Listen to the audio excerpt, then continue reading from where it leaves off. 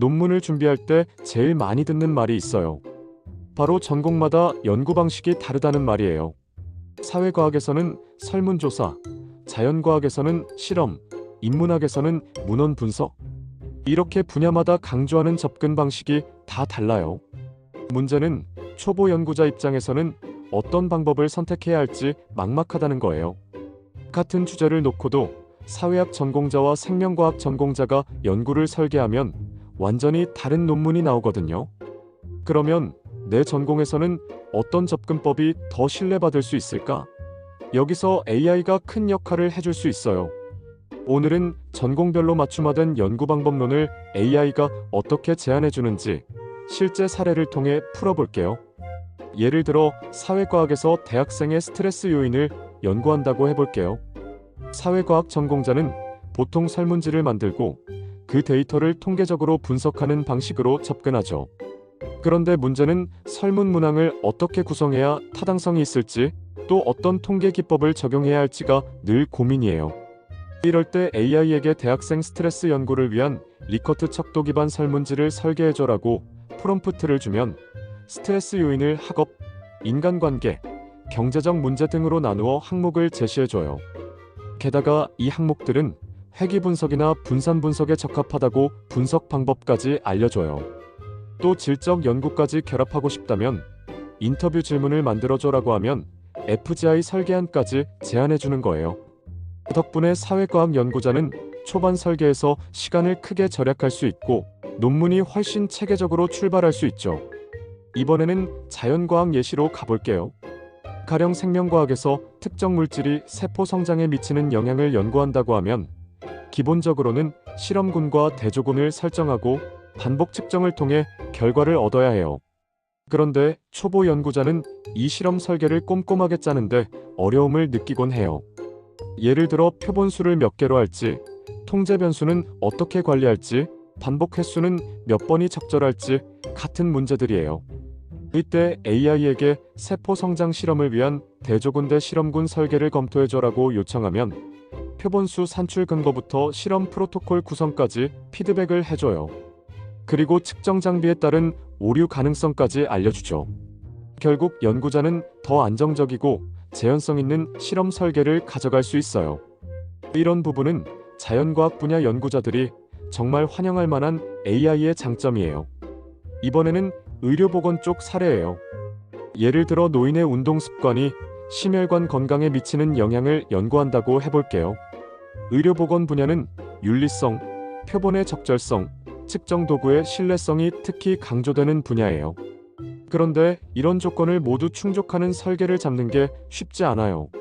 이때 AI는 운동 빈도, 강도, 지속 시간 같은 변수를 어떻게 설정해야 하는지, 또는 심혈관 건강을 평가하기 위한 검사 도구의 신뢰도를 어떻게 확보할 수 있는지 같은 질문에 답해줘요. 심지어 비슷한 연구에서는 어떤 방식으로 표본을 구성했는지 유사 연구 사례까지 참고 자료로 제시해주기도 해요. 덕분에 연구자는 연구 설계 단계에서부터 학술적 타당성과 윤리적 안정성을 동시에 챙길 수 있죠. 마지막으로 예술이나 체육 분야를 예로 들어볼게요. 예술 체육 분야는 다른 학문에 비해 창작 기반 연구가 많아요.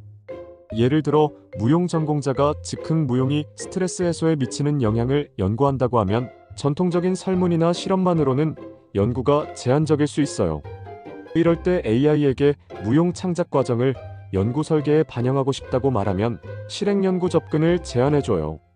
즉, 무용 창작 과정을 직접 실험처럼 기록하고 참여자의 경험을 질적으로 분석하는 방법이에요.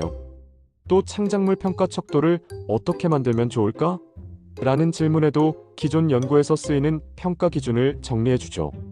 이렇게 예술 체육 쪽에서도 AI는 창작과 학문을 연결하는 다리를 만들어주는 역할을 해요. 여기까지 분야별 예시를 보면서 느끼셨을 거예요. 아, 전공마다 연구 방법론이 이렇게 다르구나. 그런데 여기서 중요한 건 AI가 단순히 매뉴얼을 주는 게 아니라는 점이에요. AI는 연구자의 전공 특성, 연구 주제, 심지어 데이터 성격까지 고려해서 가장 적합한 방법론을 제안해줘요. 이게 바로 전공 맞춤형 접근이에요. 예를 들어 사회과학 전공자가 인터뷰 중심으로 연구를 하고 싶다면 AI는 인터뷰 질문을 설계해주고 질적 데이터 분석 방법을 추천해줘요. 자연과학에서는 반복 측정 실험을 어떻게 구성할지, 어떤 장비를 쓰면 신뢰성이 높은지까지 짚어주죠. 인문학 연구자는 키워드를 주면 담론 분석, 개념사적 분석, 문헌 비판 같은 방법론을 비교해서 장단점을 알려주고, 예술체육 연구자는 창작 기반 설계안을 받을 수 있어요. 이걸 통해 연구자는 두 가지 보상을 얻을 수 있어요. 첫째, 연구 설계에 대한 불확실성이 줄어든다는 거예요. 내가 이 방법론을 선택하는 게 맞을까? 하는 의심이 줄고 자신감을 갖게 돼요. 둘째, 연구가 한층 더 설득력을 얻게 돼요. 지도 교수님이나 심사위원 앞에서 AI를 통해 검토한 방법론이라고 하면 객관성을 확보할 수 있거든요. 결국 연구의 질이 올라가는 거죠. 이쯤 되면 이런 생각이 드실 거예요. 그래, 내 전공에 맞는 방법론을 찾을 수 있다면 연구가 훨씬 수월하겠네. 맞아요. 사실 연구는 전공별 특성을 얼마나 잘 이해하고 반영하느냐에 따라 성패가 갈리거든요. 그런데 이제는 혼자 고민할 필요가 없어요. AI가 옆에서 이 방법이 더 적합해라고 조언을 해주니까요. 결국 연구 과정에서 불필요한 시행착오를 줄이고 훨씬 빠르고 효율적으로 나아갈 수 있어요. 정리해보면 전공별로 강조하는 방법론은 다 달라요. 사회과학은 데이터와 설문, 자연과학은 실험과 측정, 인문학은 문헌과 텍스트, 예술체육은 창작과 실행이에요. 그런데 AI는 이 모든 걸 전공에 맞게 최적화된 전략으로 바꿔줘요. 그러니까 AI는 단순한 검색 도구가 아니라 전공별로 맞춤형 연구 컨설턴트인 셈이에요. 앞으로 여러분이 논문을 준비할 때 내 전공에서는 어떤 방법론을 써야 하지? 라는 고민이 생기면 주저하지 말고 AI에게 물어보세요. 구체적인 주제와 전공 정보를 주면 그에 맞는 전략을 빠르게 제안받을 수 있어요. 그리고 그 과정에서 여러분은 연구 설계의 완성도를 높이고 더 자신감 있는 연구자가 될 수 있을 거예요.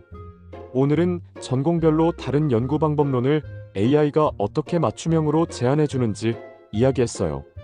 다음 영상에서는 더 실질적인 연구 단계로 들어가 볼 거예요. 바로 데이터 수집부터 분석까지 AI로 줄이자 야근이에요. 특히 데이터 수집 계획을 어떻게 세우면 AI가 척척 도와줄까에 대해 알려드릴 거니까 논문 실무에 바로 활용하고 싶은 분들은 꼭 이어서 시청해주세요. 구독과 좋아요, 그리고 알림 설정으로 더 많은 논문 작성 팁을 알아보세요.